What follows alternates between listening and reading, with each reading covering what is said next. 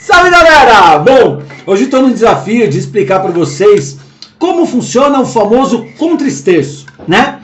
Existe uma fábula aí, existem pessoas que falam assim, nossa, eu nunca tinha feito contra-esterço antes. Impossível.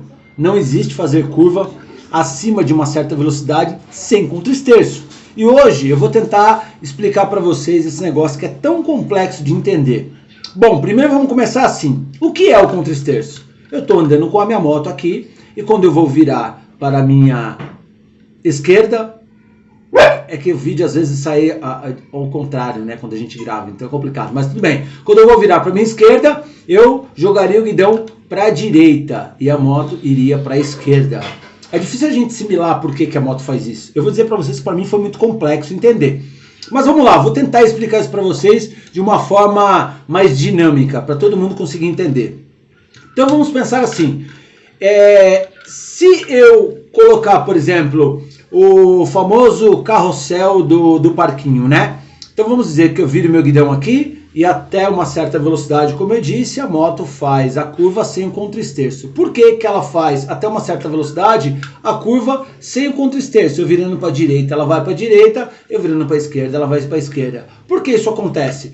Porque até uma certa velocidade você tem uma força muito pequena do efeito centrífuga, da força G. Por que isso? Muito simples. Quando você está fazendo uma curva, a velocidade gera uma força centrífuga. O que é uma força centrífuga? Quando você está fazendo a curva para lá, a força G está te jogando para fora da curva. Ou seja, se você for tentar fazer uma curva dessa forma, a força G vai te jogar para fora. Então, onde acontece o contra-esterço? Na realidade, o contra-esterço é uma força gerada entre duas brigas da física, uma força centrípeta e uma força centrífuga. Então o que acontece? Quando eu estou tentando puxar essa moto nessa direção, a força G está me jogando para fora. O que eu faço para compensar essa força G? Eu inclino a moto. E quando eu inclino a moto, o que acontece? Tenta entender. Vamos olhar aqui para a roda dianteira. Quando eu viro, a roda dianteira, a tendência dela é ir para lá. Quando a roda dianteira vai para lá, a tendência da força G é jogar a moto para cá. Então, quando eu tento deitar a moto, eu tenho que jogar a roda no lado contrário. Por quê? Porque quando a frente vai para lá, automaticamente a moto deita.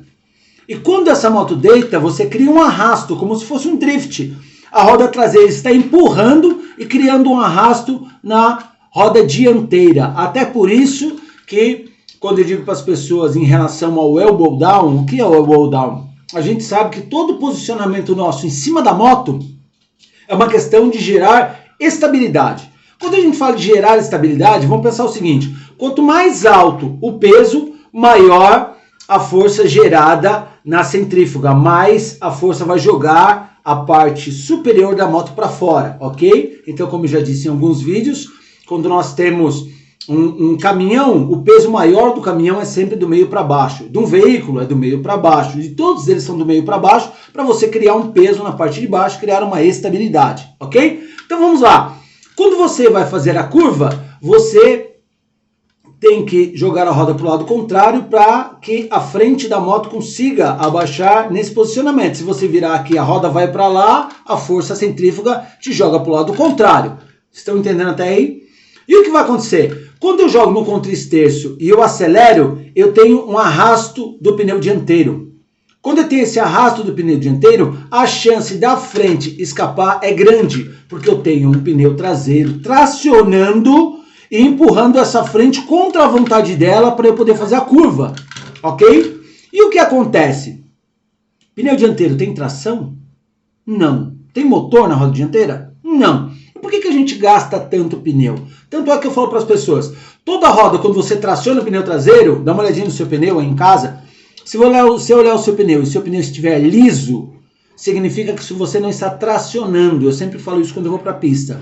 Pneu escamado é sinônimo de tração. Por quê? Porque a borracha agarra no asfalto e quando a tração faz força nessa borracha, ela escama essa borracha, ok? Então, quando você tem um pneu muito liso, significa que você está fazendo curva pela velocidade, pelo embalo. Você vem embalado e faz essa velocidade. O pessoal chama de entrar lançado. Você entra com a velocidade para fazer essa curva, ok? Quando você tem tração, você escama o pneu. E aí quando você olha no pneu dianteiro de quem anda forte, o pneu dianteiro está todo escamado. Mas como é que você escama o pneu dianteiro se ele não tem tração? O pneu dianteiro escama por uma questão de arrasto. O que é arrasto? O pneu está grudando no chão e a roda traseira está empurrando ele. Então esse arrasto é o que vai fazer, mesmo com a roda virada do lado contrário, você ter um direcionamento, porque a traseira vai empurrando a moto para onde você está direcionando o peso do seu corpo, ok? Maravilha. E aí o que acontece, como eu já disse em outro vídeo, é aí que acontece o elbow down. Quanto mais peso você tem sobre o pneu, mais gripe você tem. Então, eles projetam o corpo para frente para girar peso no pneu dianteiro e não deixar com que esse arrasto faça com que a roda escape. Então, você cria gripe para poder tracionar. É como se fosse um drift.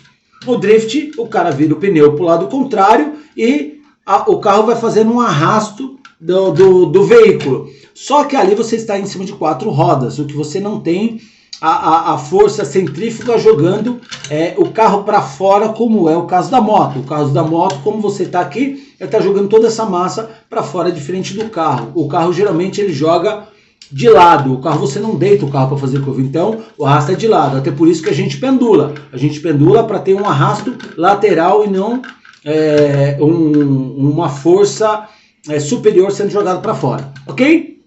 Entenderam? Espero que vocês tenham entendido. Qualquer dúvida, chama no direct, ok? Um abraço a vocês.